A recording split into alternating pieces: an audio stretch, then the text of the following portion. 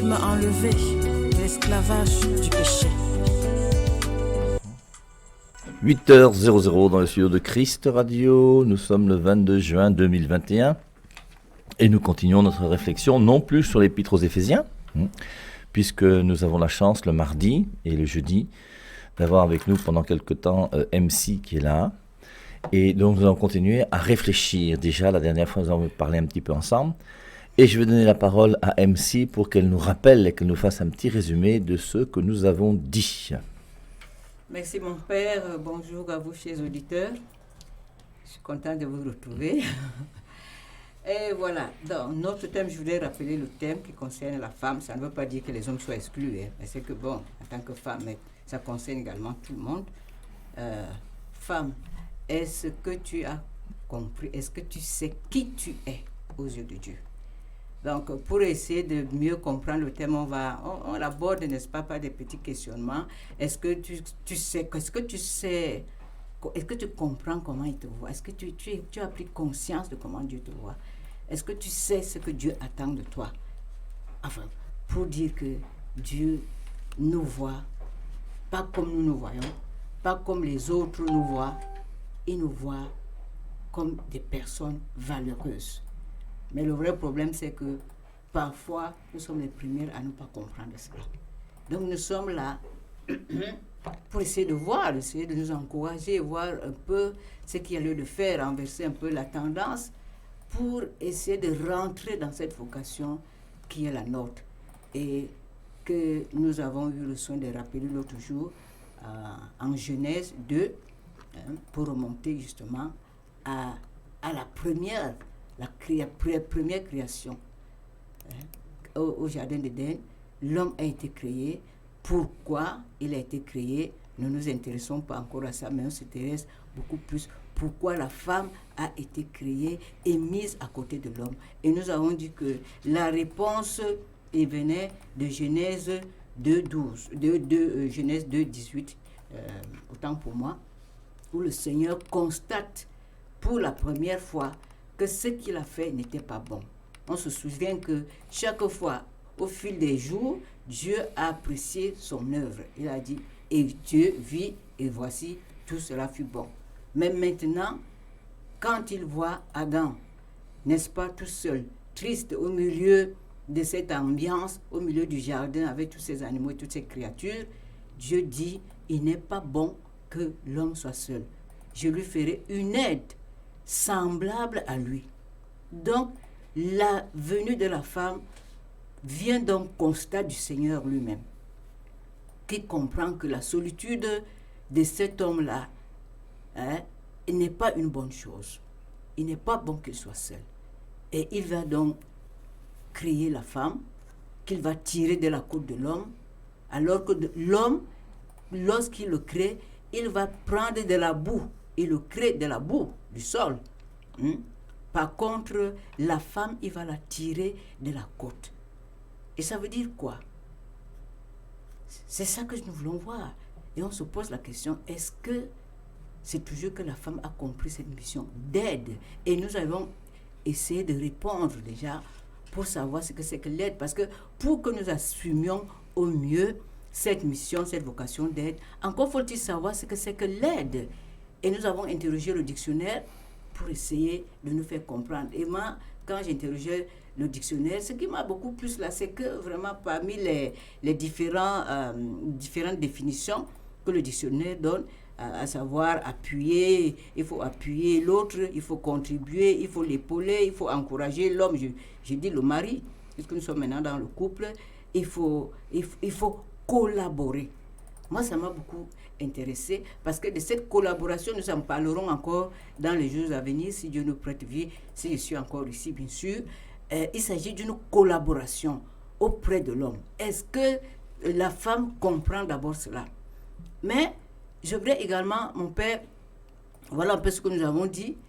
Est-ce que la mission de cette femme-là, de Ève, est seulement réduite à cette aide?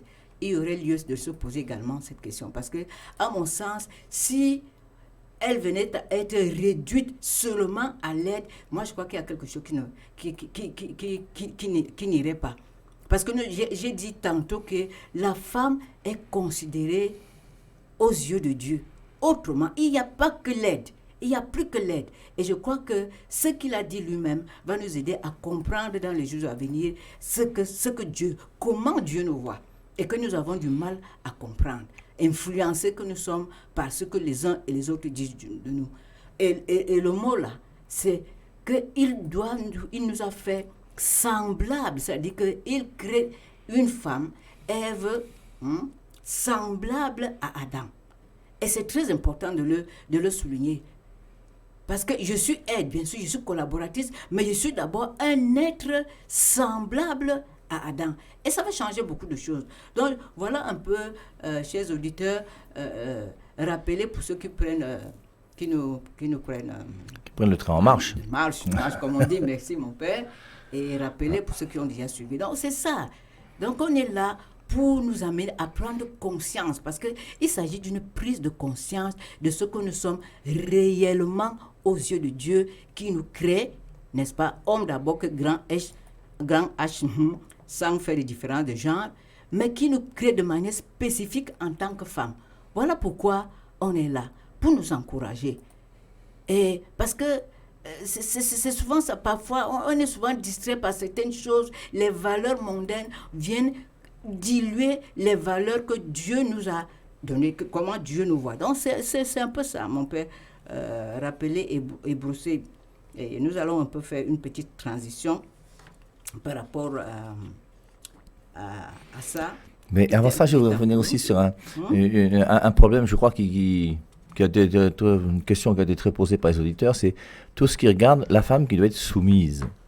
Parce que quand tu dis aide là tout à l'heure, moi je viens de réfléchir aussi, une aide c'est pas forcément quelqu'un qui est relatif à toi. Quand tu es en train de te noyer et que quelqu'un vient te lancer une corde, c'est une aide, et c'est une aide qui te sauve. Il y a même des aides qui peuvent être là pour te sauver. Quand quelqu'un t'aide en te donnant un travail et que tu permets à devenir autonome quelque part, c'est une aide quand même. L'aide c'est pas toujours la serpillière qui est là pour t'aider comme ménagère à la maison. Donc il y a tout ce côté-là, je pense qu'on va développer avec le temps. Et maintenant, pareil pour la soumission. La soumission, on a l'impression que soumission, ça veut dire que la femme doit être soumise, donc elle doit obéir bêtement à son mari. Alors c'est pas le cas, c'est pour ça qu'on avait insisté aussi beaucoup sur la collaboration. Et on avait montré que dans le texte de Éphésiens chapitre 5, verset 22, où il est dit « Femmes, soyez soumises à vos maris comme au Seigneur ». Et chacun d'entre nous, nous sommes soumis au Seigneur. Et être soumis au Seigneur ne nous enlève rien, au contraire. Le fait d'être soumis au Seigneur nous ennoblit et nous permet de recevoir la vie divine et de devenir enfants de Dieu. Et c'est pour ça que la soumission, ce n'est pas uniquement quelque chose de péjoratif, c'est aussi quelque chose qui peut nous aider à grandir à partir du moment où nous sommes soumis à quelqu'un qui est une autorité, qui nous aide. Parce que ce serait intéressant aussi de réfléchir sur l'autorité. Je vous rappelle Romains chapitre 13, où il est dit, on pourrait dire même, si vous voulez, Romains chapitre 13, en quelques secondes. Je vais te redonner la parole, MC. Romains chapitre 13. Que toute personne soit soumise aux autorités supérieures. Alors, est-ce que nous devons être soumis à toute autorité? Non. Toute autorité vient de Dieu. Toute autorité vient de Dieu en ce sens où le Père lui-même a autorité sur le Fils. Et que dans toute structure de la société, il y a toujours une autorité. Il y a un président de la République dans un pays. Il y a un proviseur dans un établissement scolaire. Il y a un chef de classe dans une classe. Il y a une autorité. Et l'autorité vient de Dieu. Mais maintenant, celui qui exerce l'autorité, l'exerce-t-il d'une manière bonne ou d'une manière mauvaise? Et voilà tout le problème sur lequel on pourra essayer de réfléchir et pour voir dans quelle mesure, quand l'autorité n'est plus une bonne autorité, est-ce que nous devons obéir? Je te redonne la parole, MC. Merci mon père pour cette bonne parenthèse. Et c'est vrai, comme nous l'avons déjà dit, soumission ne veut pas dire, la soumission ne veut pas dire que je deviens esclave de mon mari ou bien de l'autorité, quelle qu'elle soit. Mais comme il s'agit de la femme ici, c'est pour ça que moi je dis mon père, il est très important pour la femme qu'elle saisisse ce que c'est que aide. Et qu'elle saisisse ce que c'est que aide selon Dieu, pas selon les hommes.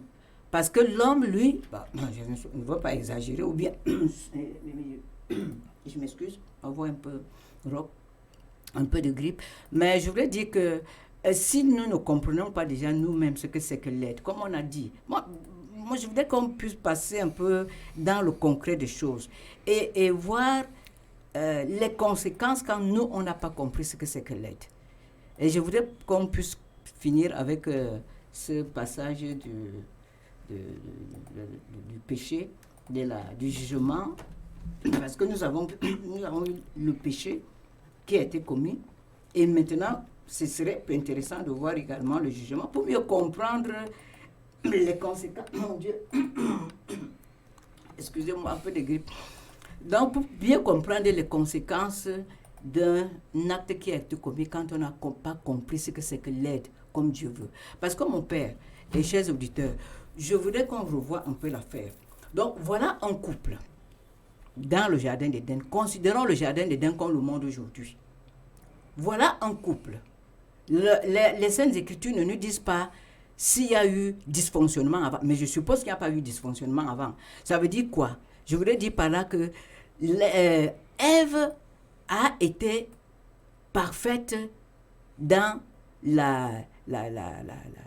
disons, même dans la soumission, dans la manière avec laquelle elle aurait dû aider son mari, Adam. Je crois qu'il n'y a pas eu de dysfonctionnement à ce niveau-là. Mais le dysfonctionnement va arriver à un certain niveau. Ça veut dire que, bien avant qu'il y ait le péché, elle a accompli sa vocation d'aide. Je crois à mon père. C'est moi qui dis maintenant.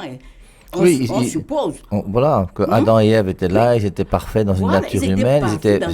Voilà, ils n'avaient pas le péché originel. Il y avait quand même toutes ces choses qui étaient là. Il y avait une harmonie qui était parfaite. Voilà, et une bonne harmonie. Voilà, donc c'est très important. Gardons ça un peu.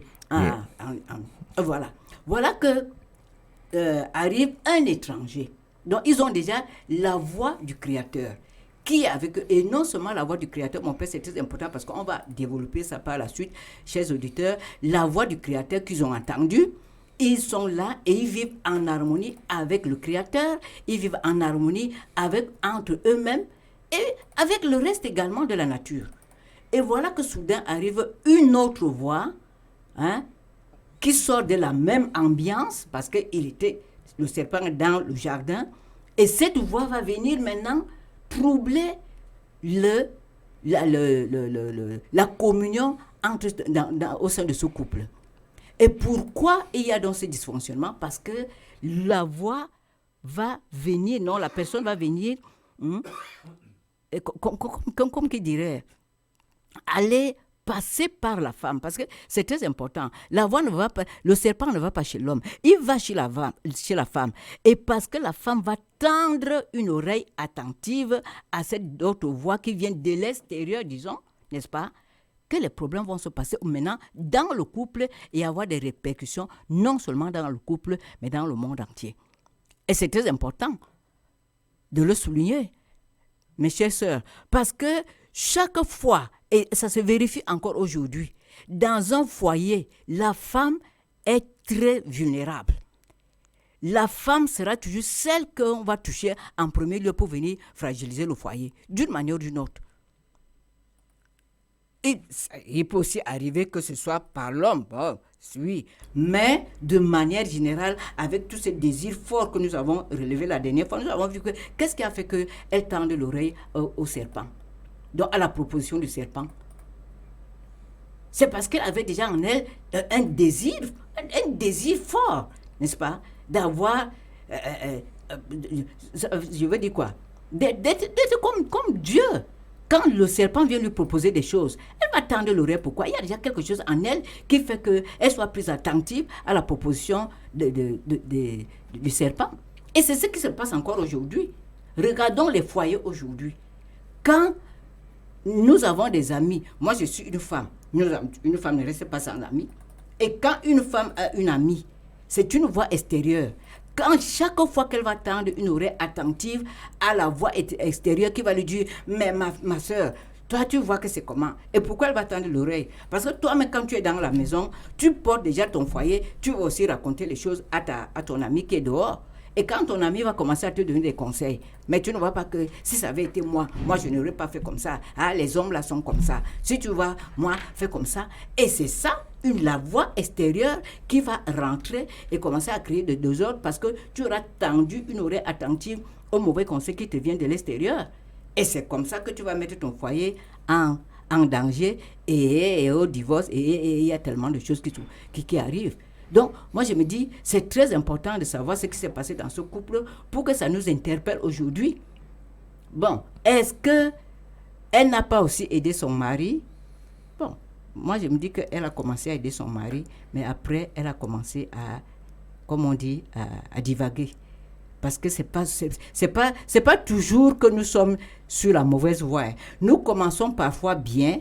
Nous avons les premières années de mariage qui sont vraiment dans la perfection, disons dans l'harmonie. Nous sommes en harmonie avec. Mais au fil des jours, au fil des années, les problèmes vont commencer parce que nous avons toujours des éléments extérieurs qui viennent nous perturber dans notre foyer, dans mes pensées, donc les conseils des autres. Parce qu'ils ont, je ne sais quoi, parce que ça peut arriver que quelqu'un soit aussi jaloux de toi, tu ne t'en rends pas compte.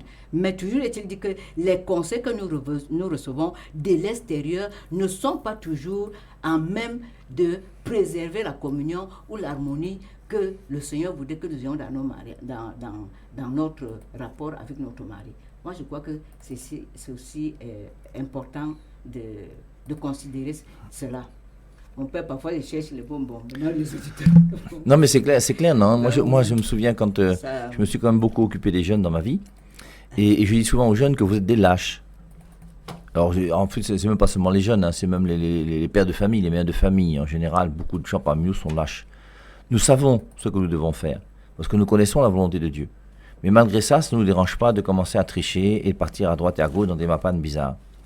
Et je dis ça spécialement pour les jeunes.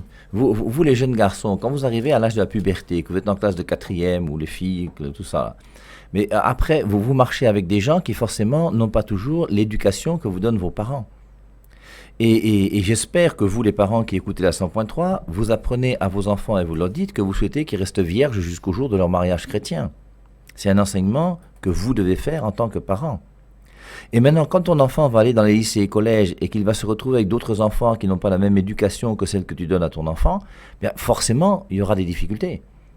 Et quand les enfants, à l'âge de la puberté, sont des gens qui veulent essayer de découvrir et de chercher des choses et qu'on commence à avoir les caractères secondaires de la sexualité qui apparaissent, bien, vous allez rencontrer dans votre vie des gens qui vont vous donner des conseils toxiques.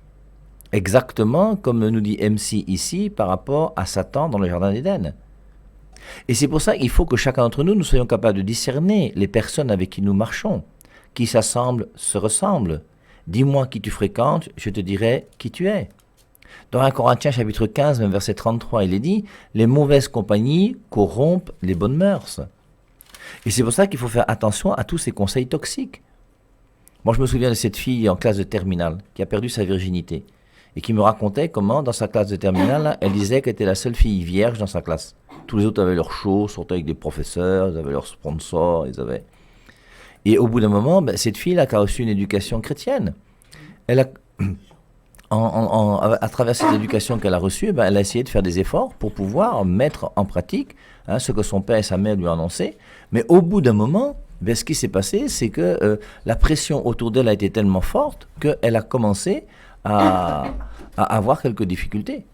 Parce que les gens autour d'elle ont commencé à mettre la pression pour lui dire « Mais il faut quand même sexer un peu, c'est bon, ça baille, c'est mots, tout ça. » Et au bout d'un moment, qu'est-ce qu'elle a fait? Elle a pris un garçon, elle a sexé avec lui, elle me racontait ça, moi, je me souviens, elle pleurait. Et elle me racontait ça alors qu'elle était en 3e année à l'université. Et elle me disait que mon père, depuis ce jour-là, je n'ai plus jamais eu de rapport sexuel avec un garçon et j'attends maintenant celui qui sera mon époux. Et c'est pour ça que les conseils toxiques, il faut être très vigilant. Et il faut qu'on soit capable de marcher avec des gens qui soient sérieux et valables. Et vous, les jeunes, je vous rappelle, dès que vous commencez à marcher avec des garçons ou des filles et que ces garçons et ces filles-là vous empêchent de pouvoir rester clair avec vos parents, dès que tu commences à désobéir à ton père ou à ta mère, que tu désobéis à un surveillant ou à un professeur à cause des mauvaises compagnies, ce sont des compagnies qui ne sont pas bonnes. Et ça me fait penser exactement à ce que MC vient de nous dire tout à l'heure par rapport à ce couple.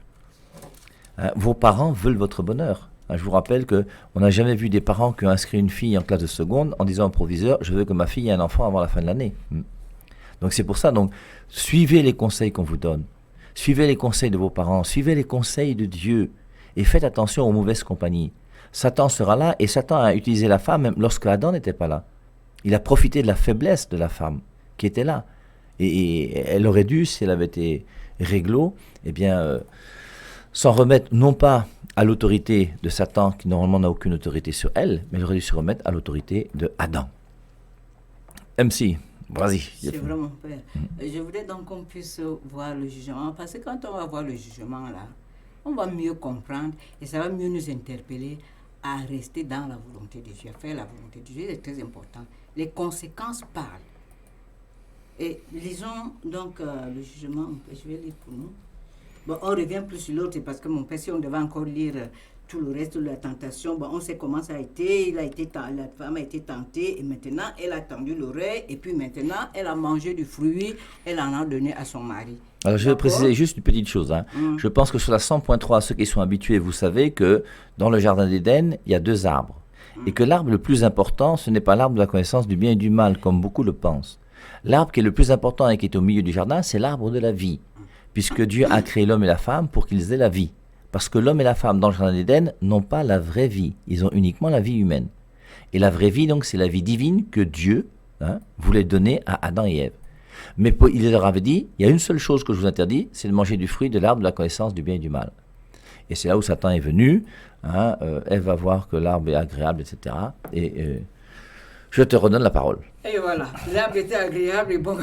Voilà. Et bon, alors on continue, nous sommes dans Genèse 3.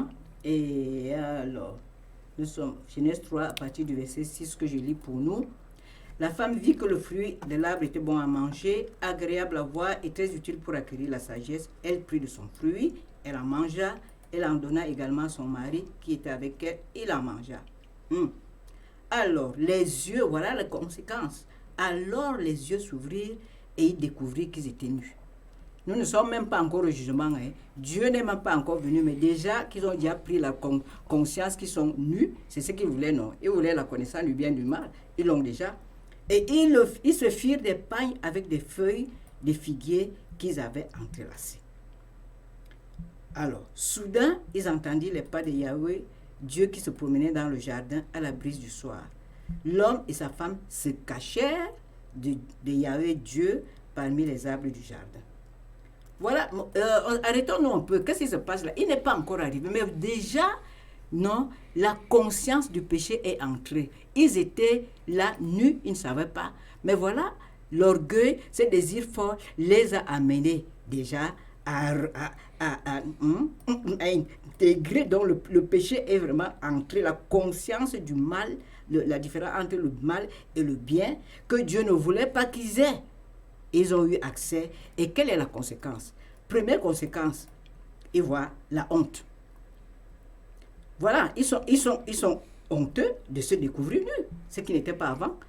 Et deuxième chose, ils ont maintenant peur. Donc, chaque fois que on va ne pas faire la volonté de Dieu, on se l'éloigne, quelque part, avant même que vous soyez repoussé, vous avez la voix de la conscience. Chacun sait que quand je vais prendre la femme de truie là, n'est-ce pas, c'est une mauvaise chose. On n'a pas même besoin de te dire. Tu le sais. Même si tu l'as fait, mais tu sais que c'est mauvais. Et tu as même peur parfois qu'on découvre.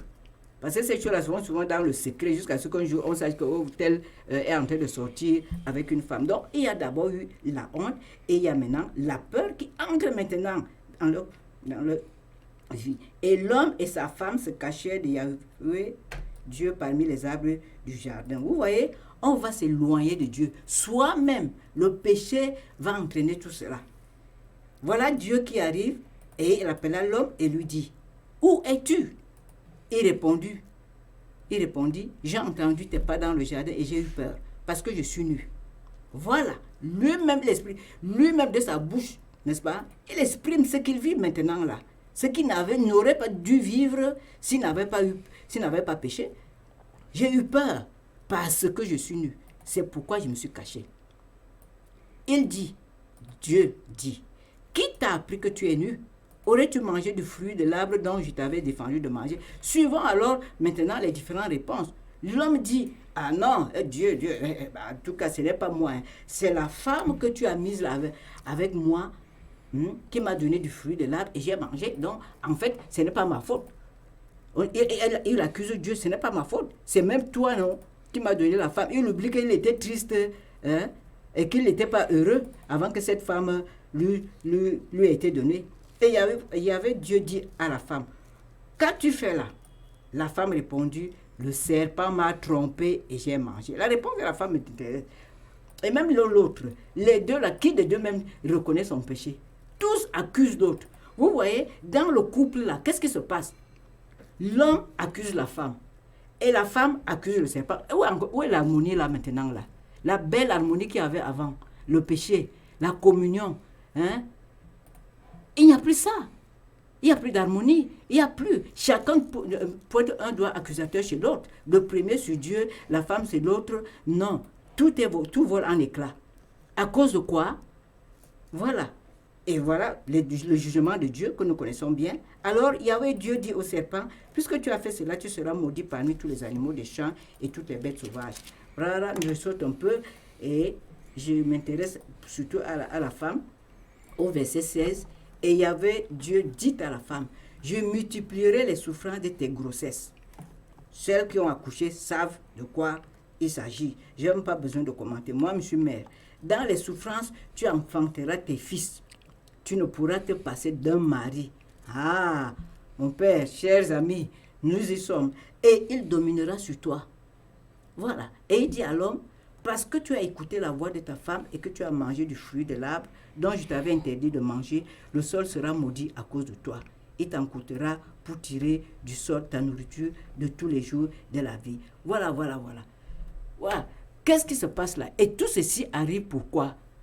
À cause de la femme qui a tendu une oreille à une voix venant de l'extérieur. Nous sommes tous dans le couple, donc dans le jardin qui est notre maison, comme nous avons des foyers aujourd'hui, nous avons ça, et une voix vient de l'extérieur, et moi qui suis la femme, j'écoute cette voix. Je préfère faire ce que cette voix me dit, et je mets en péril mon bonheur personnel. Parce que la conséquence, moi, je l'ai aussi ici. Si les femmes qui m'écoutent, mes soeurs, vous qui m'écoutez, qui avez accouché, on sait ce que c'est que la douleur de l'enfantement, pour ne parler que ça, sans compter les autres douleurs. On va y arriver au fur et à mesure, sans compter les autres douleurs.